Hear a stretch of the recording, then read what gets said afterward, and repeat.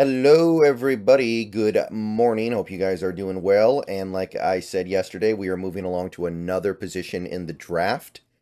Now we're doing defensive end. And a couple things. First of all, we're talking about defensive end in a 3-4 context. So in a 3-4, you have one nose tackle, and then you have two defensive ends on either side of him. And then behind those three guys, you have two inside linebackers, two outside linebackers. So I'm talking about the defensive ends who are on the line. And it's certainly different than what you would be looking for from a 4-3 defensive end. So that needs to be kept in mind here.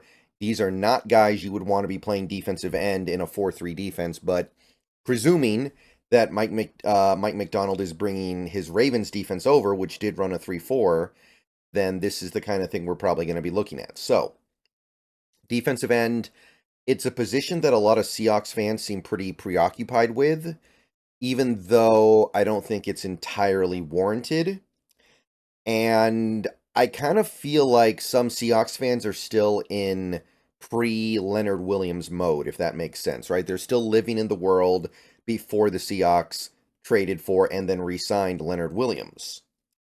So they're thinking about the team in those terms.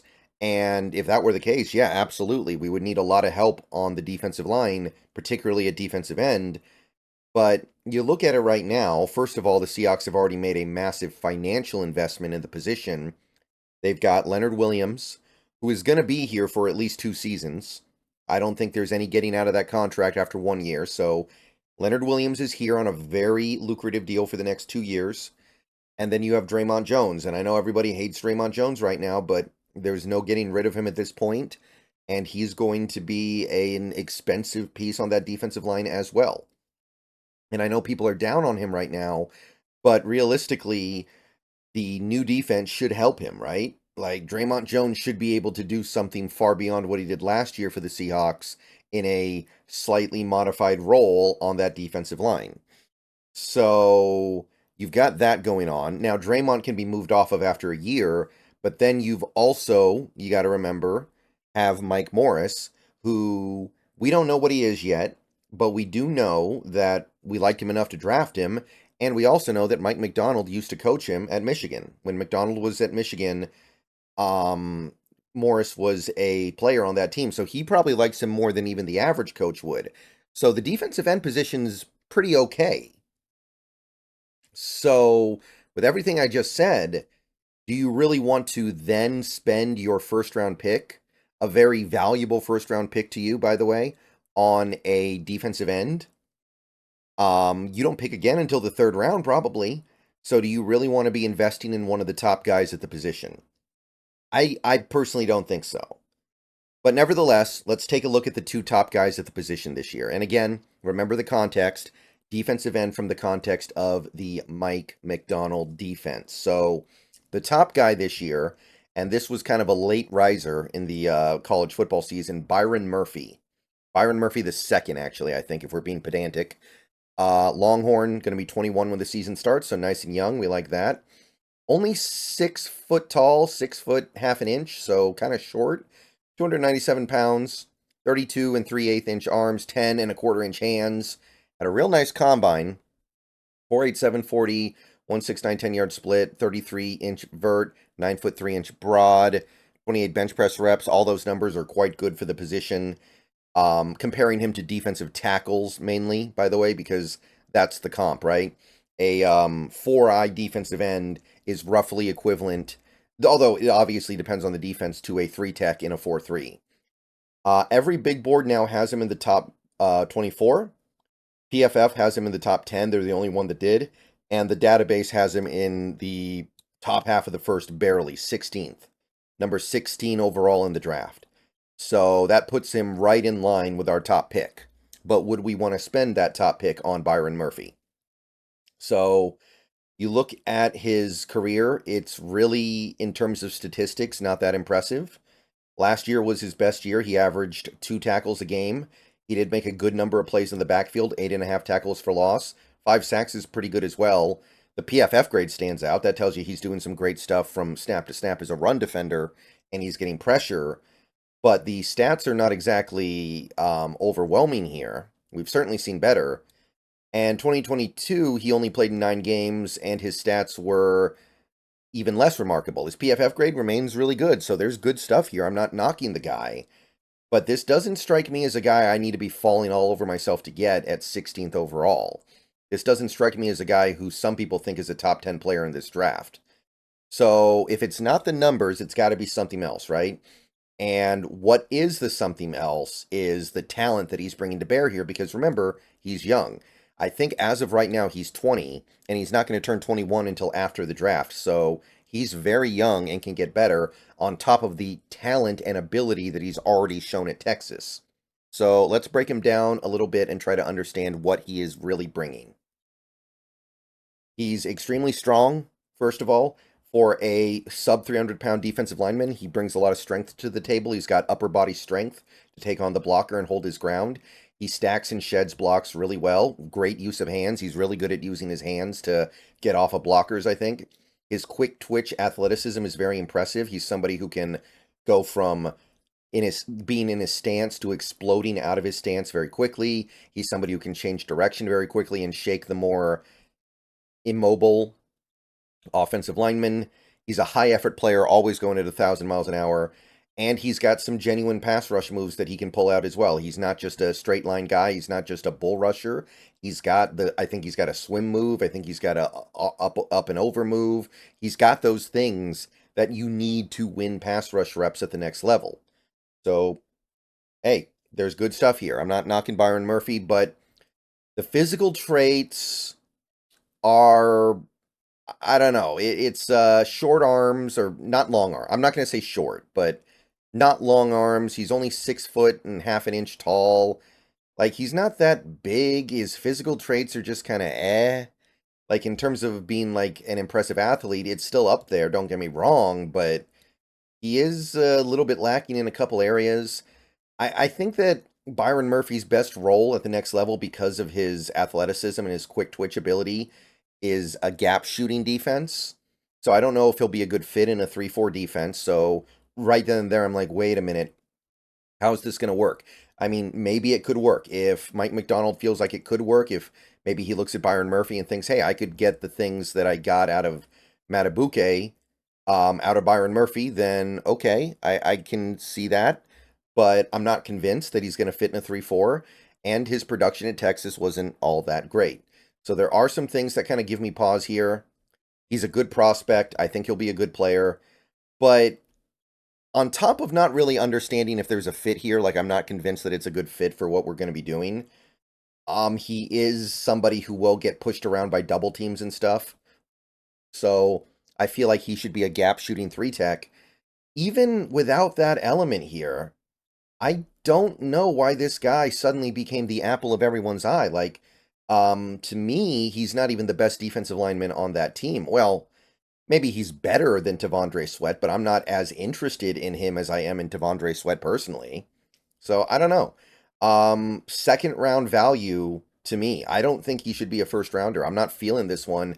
I know the testing numbers are nice, but I don't know if they do enough to make up for the fact that he just wasn't that productive in college. And I don't even know if he'd be worth a second round pick in Seattle, because I'm just not convinced he's going to be a fit here.